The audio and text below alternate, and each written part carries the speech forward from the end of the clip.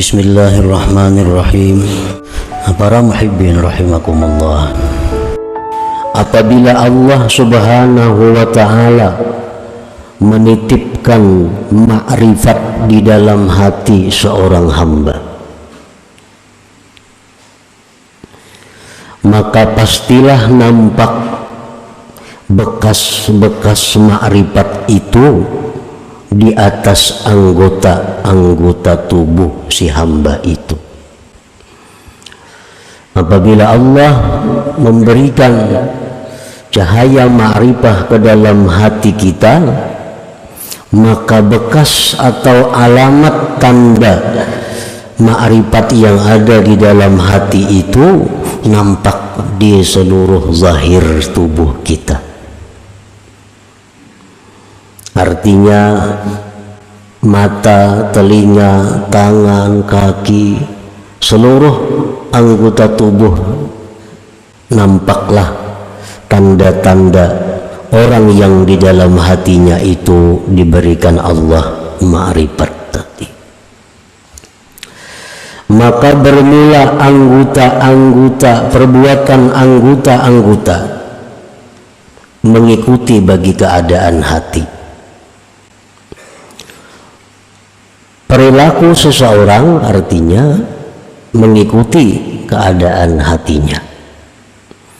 Nah, apabila hati seseorang itu ma'rifat billah, maka anggotanya pun mencerminkan sikap orang yang ma'rifat billah.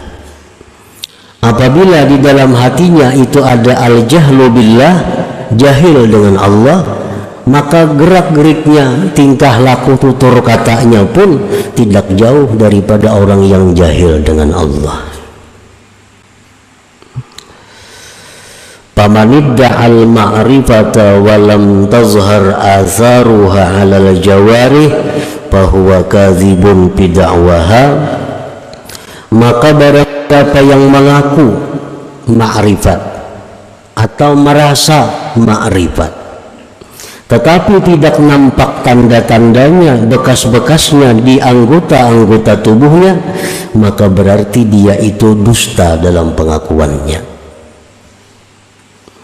Mengaku itu baik artinya aku ma'rifat, mengaku, atau rasa ma'rifat, tetapi pada zahirnya, tingkah lakunya tidak didapat bekas-bekas ma'rifat, maka berarti dia tidak benar dalam pengakuannya atau perasaannya itu. Qala Allah Ta'ala, Allah berfirman, ta'rifuhum bisimahum, kamu kenal kepada mereka itu dengan tanda-tanda yang ada pada mereka. Orang yang di dalam hatinya jahil dengan Allah tampak kelihatan di seluruh anggota tubuhnya. Begitu pula orang yang ma'rifat dengan Allah tampak tandanya di dalam zahir anggota tubuhnya. Imam Ahmad Ibnu Athaillah menulis hikmah ini adalah untuk memberitahu kepada kita bagaimana kita memilih kawan, memilih guru, memilih orang-orang yang kita akan kerjasama dengannya. Apakah orang yang itu termasuk orang yang jahil dengan Allah atau orang yang ma'rifat dengan Allah? Nah, jadi Sidin ulahkan ini alamatnya, tandanya, bahwa bagaimana hati orang yang ma'rifat dengan Allah itu, bagaimana hati orang yang jahil dengan Allah. Famin azaril ma'rifatil lati yustadallu biha, setelah daripada bekas ma'rifat, tanda, artinya tanda ma'rifat yang bisa dijadikan dalil dengan ma'rifat itu kepada seseorang, isarul akhirah ala dunia,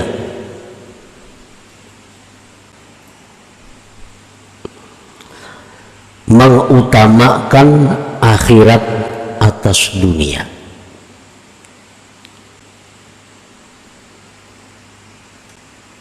Artinya bukan membuang dunia, bukan kada menghiraukan dunia, Tetapi orang yang ma'rifat itu mau bisa berurusan dunia, tetapinya mereka itu tetap mengutamakan akhirat.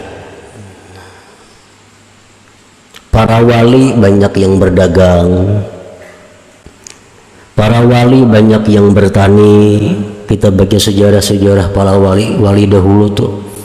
Para wali ada yang jadi pegawai, tetapi mereka tetap mengutamakan akhirat daripada dunia.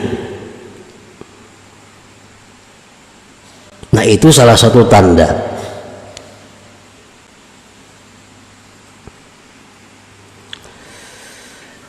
Karena mereka orang yang ma'rifat dengan Allah itu meyakini sekali bahwa akhirat itu lebih baik daripada dunia. Nah, baiknya akhirat dari dunia itu bukan berarti harus kita tinggalkan dunia, bukan.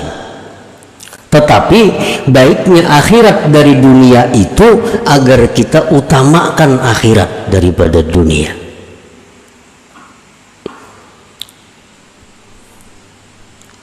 Jadi orang-orang yang ma'rifat dengan Allah itu apapun status pekerjaannya,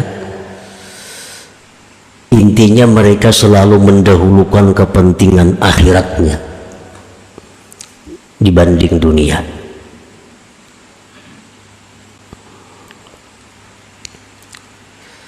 Yang kedua, wal musara'atu ila ittiba'i amrillah subhanahu. Mereka itu segera mengikuti perintah Allah, segera mengikuti perintah Allah. Antara lain adalah apakah orang yang ma'rifat itu mau berbuat dosa. Imam Junaid al-Baghdadi pernah ditanya orang, ujar orang kepada Imam Junaid, ayaznil arifu, orang yang ma'rifat kepada Allah itu maukah dia berzina? Imam Junaid Baghdadi menjawab, wa kana amrullah qadaran maqdura. Kalau itu memang takdir Allah demikian, bisa saja terjadi. Nah, artinya orang yang arif itu bukan nabi. Orang yang arif itu bukan maksum dari dosa. Mereka mau berbuat dosa, tetapi begitu mereka berbuat dosa, mereka cepat, musara'ah, cepat kembali kepada Allah. Itu bedanya antara orang yang arif dengan tidak arif. Begitu mereka berbuat dosa, mereka musara'ah, mereka segera kembali kepada Allah, segera tobat kepada Allah. Makanya orang-orang arif itu disebut mahfuz. Nah, mahfuz itu bukan terpelihara dari dosa, tetapi terpelihara dari israr, mengekali dosa. Kalau mengekali dosa kada mau orang arif itu. Tapi kalau berbuat dosa mau. Begitu mereka berbuat dosa, mereka segera kembali ke jalan Allah. Wal firaru minasyawagilil mulhiyati 'anillahi ta'ala.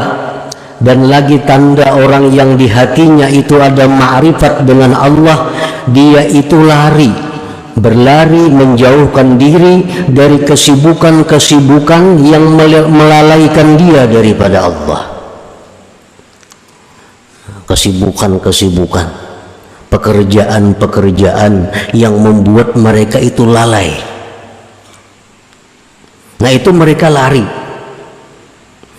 Artinya pekerjaan yang selama ini sudah bagus nih, wirid-wirid aktif kita baca, menuntut ilmu aktif kita laksanakan. Ini ada pekerjaan cukup. Nah, ada pulang pekerjaan lain yang bagus, yang pina untungnya ganal nih. Tetapi amun ini digawi bujur untung ganal, cuma akibatnya kaina wirid kada terbaca lagi, mengaji nang seminggu 3 kali jadi sebulan sekali. Ini ngarannya memegang sesuatu yang melalaikan daripada Allah. Nah, orang arif kada mau bekerja, mau, tapi kada melalaikan mereka daripada Allah.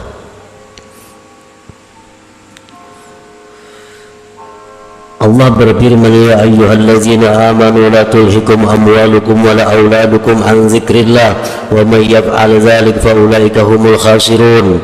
Hai orang-orang yang beriman, janganlah melalaikan kamu harta kamu, anak kamu daripada zikrillah. Siapa melakukan demikian maka dia orang yang rugi, ujar Tuhan. Allah kada melarang kita berharta sebanyak-banyaknya, kada melarang.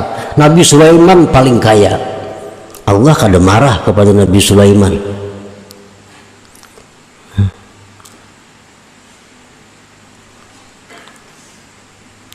Tetapi yang Allah itu melarang jangan sampai kita ini lalai. Gara-gara kebanyakan pekerjaan, kesibukan macam-macam, wirid kada tabaca, sembahyang banu berjamaah banu kada, harta.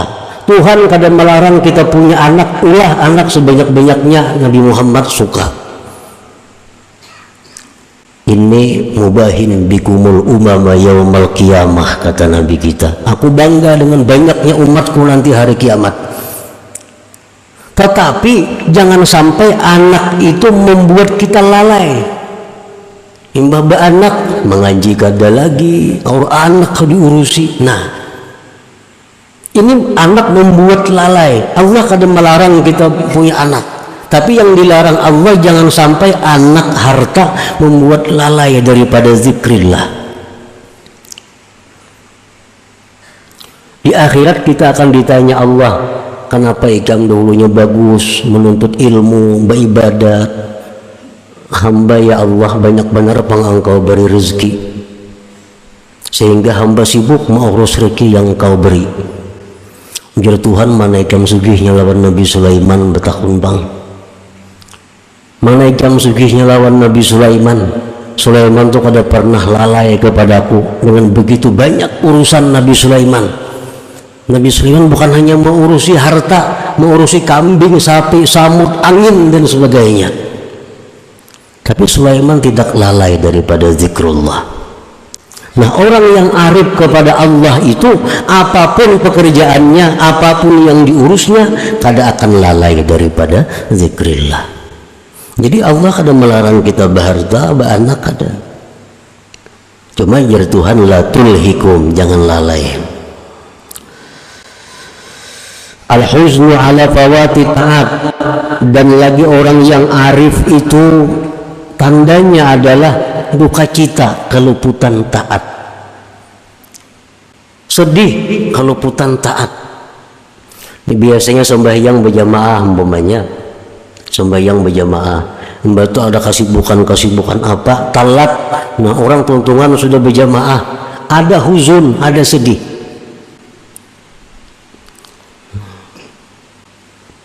Ingat di zaman Rasulullah Sallallahu Alaihi Wasallam, para sahabat Nabi yang sembahyang di kebun. Begitu sembahyang di kebun, asik memandang kebun, kada ingat lagi berapa rakaat sembahyang di kebun. Karena sembahyang itu di rumah sebagian banyak liliatan. Ini sembahyang di kebun lalu banyak liliatan, bagusnya kebun ini, bagusnya kebun itu. Akhirnya kada ingat lagi berapa rakaat sembahyang nih. Nah, selesai sembahyang, sedihnya bukan main sahabat Nabi ini. Dan sampai-sampai kebun yang sekian luas dihibahkan untuk sabilillah, karena gara-gara kebun ini aku lalai terhadap Allah. Nah, jadi orang yang arif dengan Allah mau saja keluputan taat. Tetapi orang arif itu kalau keluputan taat mereka sedih. Itu bedanya. Bukan orang arif itu selalu aktif taatnya, kada. Mereka mau luput, tetapi setiap luput mereka sedih. Mereka sedih.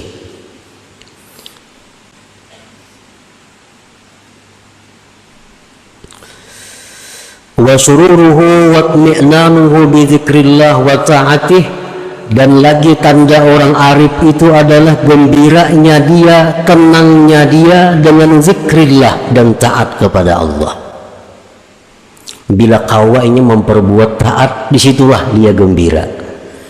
Bila mana dia dalam keadaan susah, dalam keadaan gelisah, zikir kepada Allah, hatinya tentram. Nah, itu orang yang arif dengan Allah.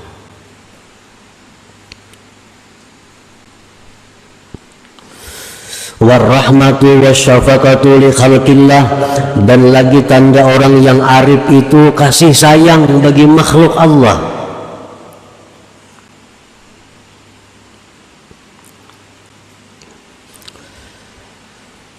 Seperti kita baca ratib Al-Idrus, Allahumma salli ala Muhammad ya Rabbi warham kulla muslim, Allahumma salli ala Muhammad ya Rabbi warham kulla mudhnib. Ya Allah, berikan salawat kepada Nabi Muhammad. Ya Allah, sayangilah setiap muslim. Ya Allah, berikan salawat kepada Nabi Muhammad, dan sayangilah orang-orang yang berdosa. Orang yang berdosa itu bukan dimusuhi, bukan dibikut, tetapi orang yang arif dengan Allah itu, mereka melihat orang yang berdosa itu yang perlu disayangi. Nah, kalau mereka menegur kemungkaran, mereka menegur dengan cara syafaqah warahmah, itu bukan dengan cara kekerasan, kehancuran kadang.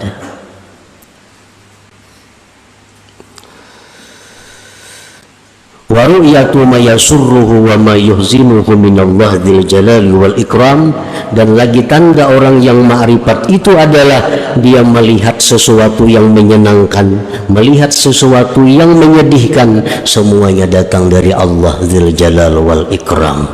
Nah, itu antara lain asar, nah, tanda ma'rifat yang kelihatan di anggota kalau orang hatinya diberi Allah ma'rifat billah itu.